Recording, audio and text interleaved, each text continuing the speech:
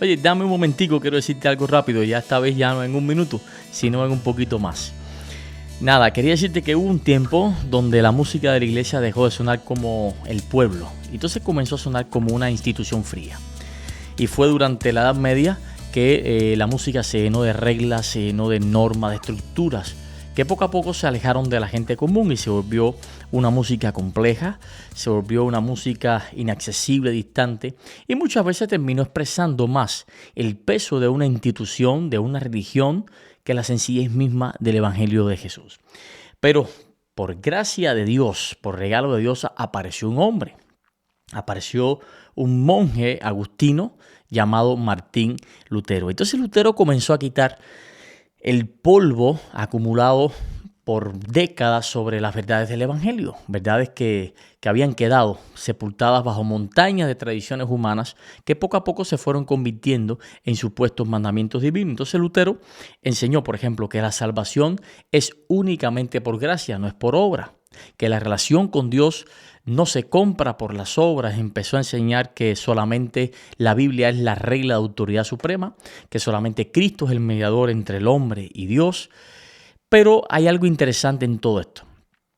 Y es que Lutero entendió que la teología no solamente se predica, la teología también se canta. Entonces utilizó muchas herramientas para expandir el mensaje de la Reforma, pero quizás la más poderosa fue la música. Y comenzó a escribir cantos luteranos, comenzó a escribir coros, himnos, cantos que rápidamente, así como la pólvora, se popularizaron en toda Europa. Y la gente comenzó a cantarla en todos lados. La cantaba en las casas, la cantaba en el trabajo, en el campo, las escuelas, en todo lugar. Y tanto se viralizó Lutero en las redes sociales del tiempo, que el mismo Papa de su tiempo dijo que le temía más a las canciones de Lutero que a lo que él mismo predicaba. Porque la gente comenzó a cantarla en todos lados.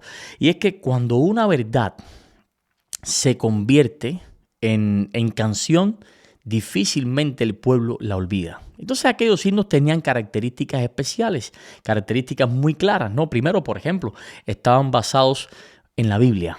Segundo, exaltaban únicamente a Jesús. Entonces no se centraban en la exaltación de una institución religiosa, un sistema religioso, sino en la figura de Jesús, ni siquiera en una figura humana. Cristo era el centro de esos cantos y esto era algo totalmente revolucionario.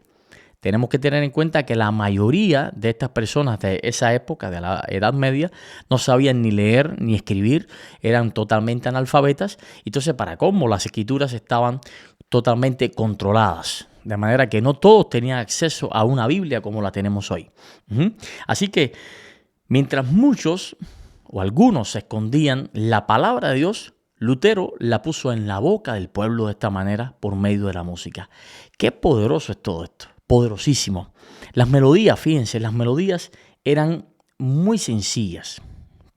Eran melodías comprensibles, cercanas, porque muchas estaban inspiradas en melodías populares que la gente ya conocía, ya consumía. Entonces Lutero entendió algo que algunos todavía no entienden hoy. Y es que la música, familia, no fue creada para impresionar a las élites, sino para conectar con corazones aquí abajo, con la gente común. Y aquí ocurre algo extraordinario.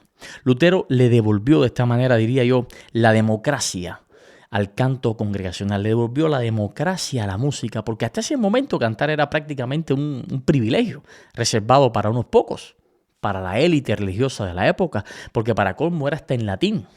Pero él creó himnos que todavía la iglesia podía cantar junta. La gente podía unirse y cantar junto, y además en el idioma del pueblo, en la lengua vernácula, en una manera de transmitir las verdades bíblicas que la gente entendía, palabras conocidas.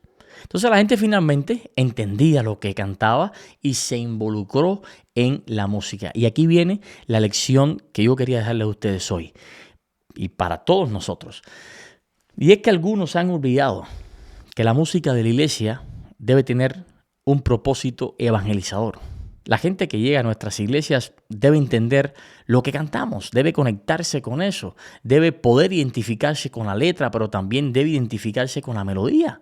Le debe resultar familiar. Y no estoy diciendo con esto que el evangelio deba rebajarse, deba asumir ciertos ritmos, ciertos géneros que son evidentemente géneros y ritmos que no transmiten una ética. Estoy diciendo que la música debe comunicarse, porque una iglesia puede tener mucha doctrina correcta y aún así cantar de una manera fría y tan monótona y tan distante que nadie conecte emocionalmente con la adoración de esa iglesia. Entonces, por eso es que en muchas iglesias hoy la gente no canta.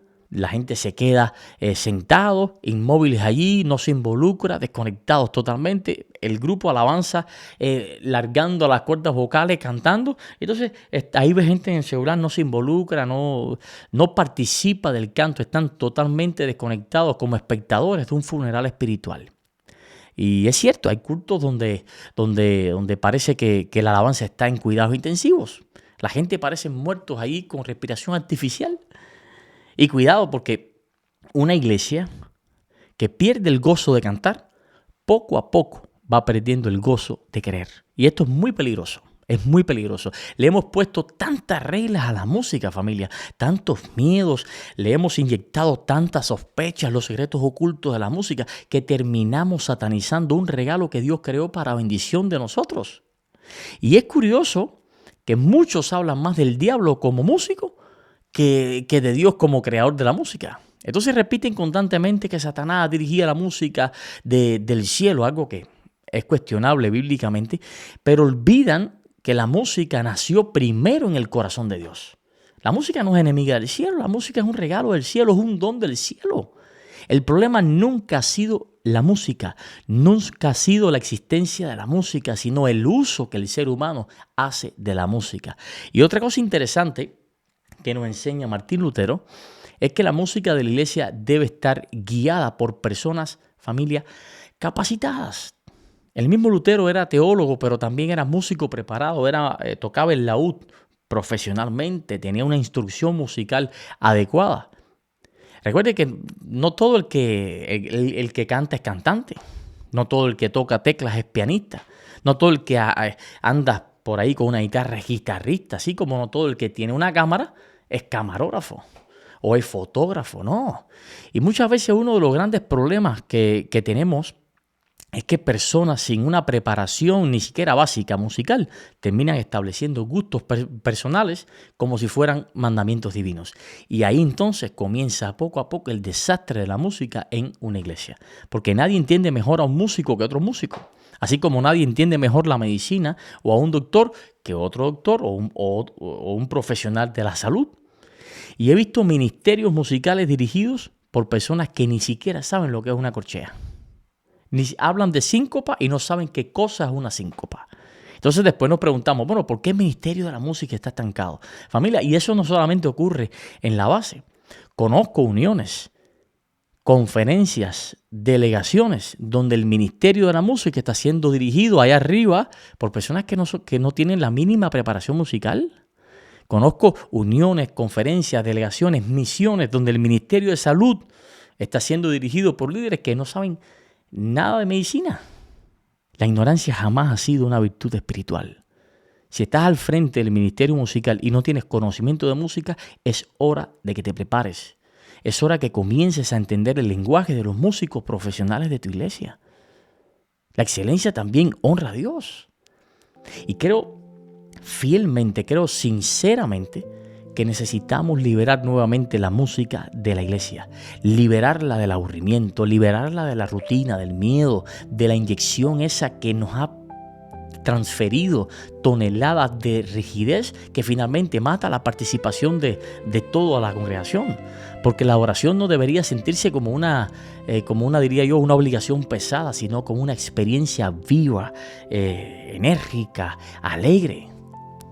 Y Lutero fue una trompeta de libertad en su tiempo. ¿Por qué? Porque le devolvió la voz al pueblo, le devolvió la alegría al canto, le devolvió el sentido a la adoración. Y quizás hoy Dios está buscando hombres y mujeres que hagan lo mismo. Personas que no conviertan la música en un campo de batalla, de guerra, de conflicto en una iglesia, sino en un puente que conecte hacia Cristo. Porque al final, la verdadera oración, guste a quien le guste, y ojalá y todos comprendamos esto porque es una verdad bíblica y espiritual. La verdadera adoración no es la que simplemente suena como creemos correcta. Es la que logra llevar corazones humanos a los pies de Jesús. Entonces, hagamos entonces de nuestros servicios de alabanza una experiencia viva. No un trámite religioso, no una forma correcta de adorar y se acabó, algo frívolo, no un concierto vacío, no un cementerio emocional, sino un encuentro de corazones entre Dios y su pueblo. Que Dios te bendiga.